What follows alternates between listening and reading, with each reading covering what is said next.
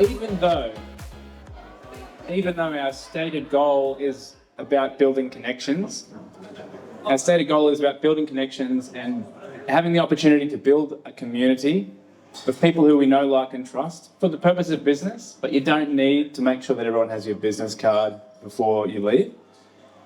This is the sort of thing where, as Brendan would say, we're digging the well before we need it. And I think of it more like after work drinks, except I work from home. My staff all work remotely, so you guys are my after work drinks, and I just think it's fantastic. So thank you for coming for the last night, the last LinkedIn Local for 2022. What a varied year it's been. We've been monthly when we started. No, we weren't even on when we started. Then we went to monthly. We've gone to every second month. And in the new year, we're excited to announce we're back to monthly. So that was Sean just closing the door. There's a few things I want to say about Sean's venue. There is water here. It's behind me, so you can grab that afterwards. There are bathrooms over there. You can use those afterwards. There's Sean, who we love. Thank you for having us back, Sean.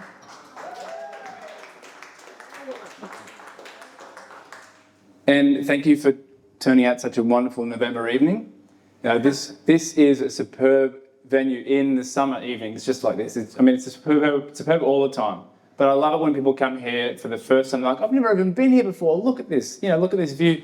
It's just wonderful. So thank you for having us back, Sean. A big supporter of LinkedIn Local, and that's wonderful too. Now, it's been a year of changes, including a new thing we'd like to that we've been introducing, which is sponsorships for the events.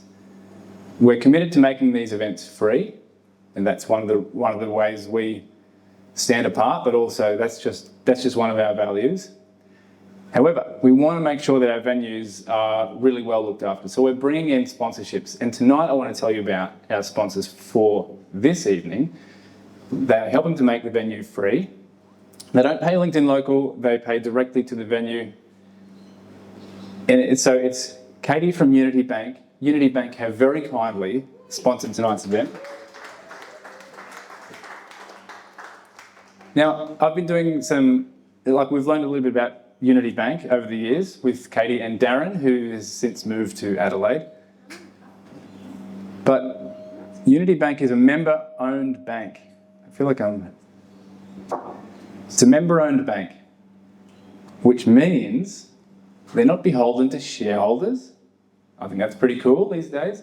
They also drive profits back into reduced interest rates and reduced fees, which is pretty cool.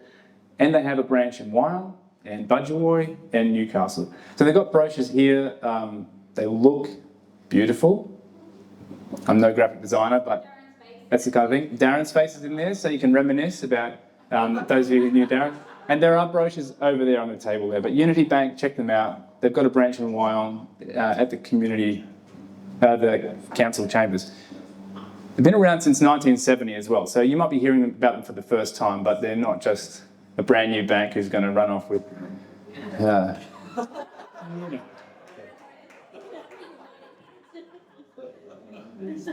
So part of our values are really summed up well by the author Bob Burg, and I've got this book here which I gave it away and it boomerangs back to us. So there's a chance, if anybody wants to read this, it's called The Go-Giver. Wonderful set of principles about, networking, but just giving value before expecting to get value and all the benefits that come from that. So I'm just going to leave it here, and anybody is welcome to take it home with them for keeps or give it away again or whatever. There is food here. There are gluten-free options and others. There are pizzas coming out, so don't hold back. And of course, the bar is open after we finish as well. So don't hold back. I don't know. Just the right amount. It is Monday after all. There was one other thing I needed to say. Oh, yes. So, in the new year, we're going to be back in January at the Lion's Den, which we know and love. So, that's the last Monday of the month, I'm pretty sure. In February, we're sort of having a homecoming, and we're going back to the Tame Fox, which is really exciting. So those of you who remember the Tame Fox, come along. In March, we want to introduce you to a new venue. McDonald's. Whoa, McDonald's. That's never come up. I'm not even kidding. That's never come up as an option. We should explore that. I wonder if we could descend on McDonald's or do something like this. So, drinks, yeah, maybe. Yeah, we'll get after work fig shakes. Yeah. No. Yeah. Well, it's BYO. Hip Flask. It's actually, I've never been there yet. Mark and Brendan know the chef Daniel, I believe, at Baker Street. So we're going to head there in March. It'll all be on the website and we'll email you anyway. But make sure you're on the list if you would like to be, for those of you who are new. So that's the new year. We're looking forward to getting started and yeah, it's going to be great. Now, we have invited Diane from Living Above the Line, who's standing here, to speak tonight. Diane is a coach. And she has a wealth of experience in running marketing campaigns. And this is a constant gripe. I've already spoken about this with somebody who I met tonight, but just getting content out of clients, my goodness. It can be very, very difficult for building out websites or building out marketing campaigns. Sometimes we get in our own way. So Diane found in her career in running marketing campaigns, she was actually coaching clients to get out of their own head and help themselves get the content they needed and so on. And slungshot into a career in coaching, which is great. So Living Above the Line, yes, is Diane's business, and very excited to have her come along and talk about her one tip that's really helped her in business. So give it up for Diane. Thanks. Thanks, Isaac. So the common thread throughout my career, I've been a chef, I've been in the travel industry doing databases, and I've been doing restaurant marketing, and now I'm in my own coaching business. The common thread through all of that is open and honest communication with what you can do and what you can't do. So the timing and being honest about it. So you can imagine being in a kitchen, and I was a chef for 8 years, having pans thrown at you when you say yes chef, but you really mean no chef. You're freaking out because you said you'd have it in 2 minutes and now it's half an hour and you're wondering why you're getting yelled at. Saying that you're going to deliver on marketing campaigns for an industry when the early birds have got to be out and they're not there in time. And then working with restaurateurs where they say they're going to deliver something so you can get their marketing campaign out, and you're still waiting a week later and they want it sent yesterday when they finally give it to you. So the thing about this is you can really actually manage, it's really about time management and looking at what you can and what you can't do and being honest about it. And people will respect you a lot more when you're honest about what's actually going on for you. So that is my hot tip. Use your calendar. So when someone says, can you do this? You look in your calendar and you say, I might have to bump something, then yes, you can. If not, then just be honest and say, I can't, I'll find someone, or is it okay if it's done tomorrow? So just being honest and open, and that's my hot tip. Wow, that's good. That's good.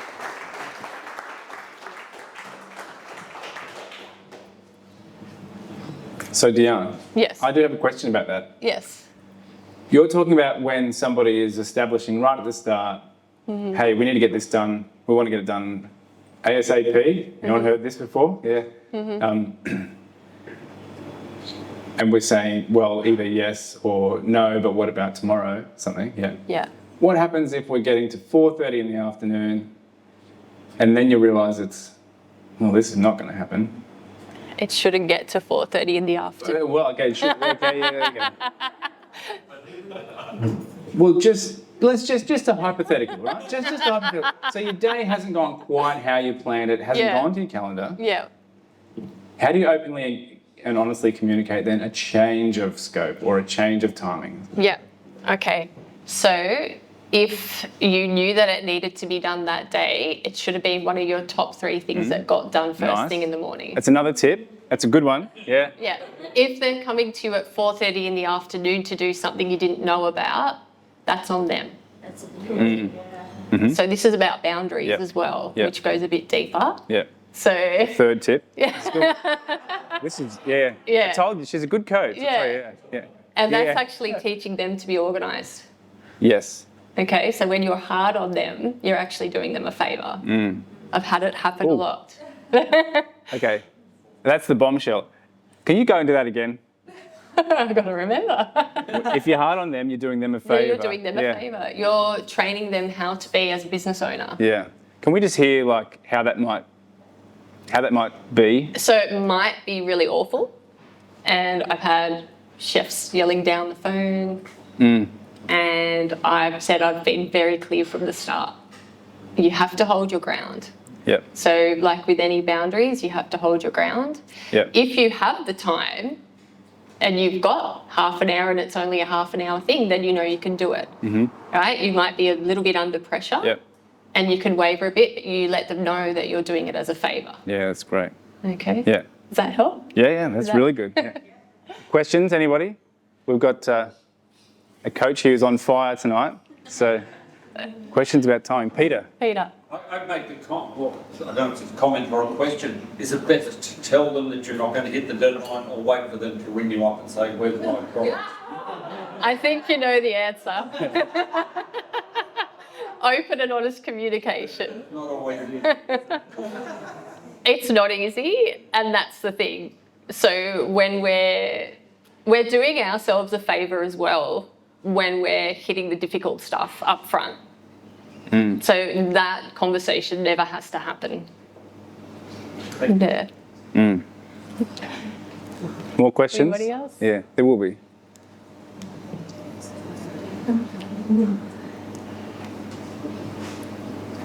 We have recorded this because it's already escaping my mind, but You'll have 4 lots of really good questions. tips. Yeah.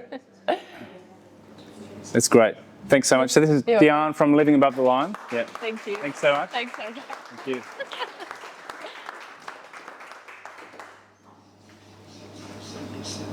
I'm going to let you back to your conversations in just a moment, which is the best part of the night, really.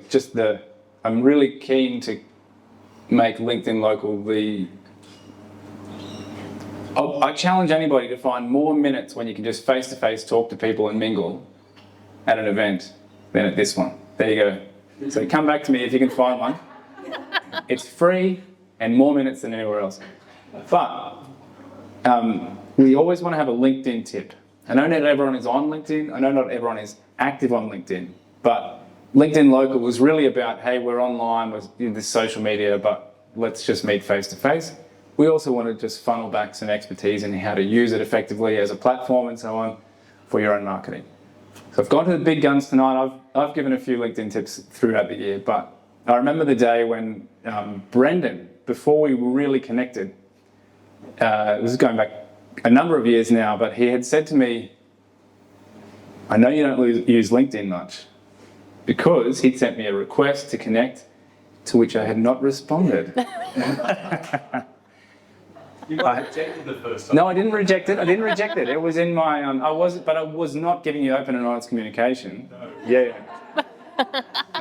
I did eventually connect, and it's been really good. And I remember watching Brendan's discipline to make connections every day, and build probably the biggest following in the whole room. I expect, if not the biggest, it'll be up there, top 3. How about we say that? But it's been very impressive to watch. So I've asked Brendan to come and give a LinkedIn tip tonight. And then we'll send you back to maximising your mingling minutes. Thanks, Brendan. Ooh, sorry. Is that Paul? No, that was me, yeah. This tip, the words that connect with this tip that I've heard most is, that was awesome. I've never had anybody do that to me before.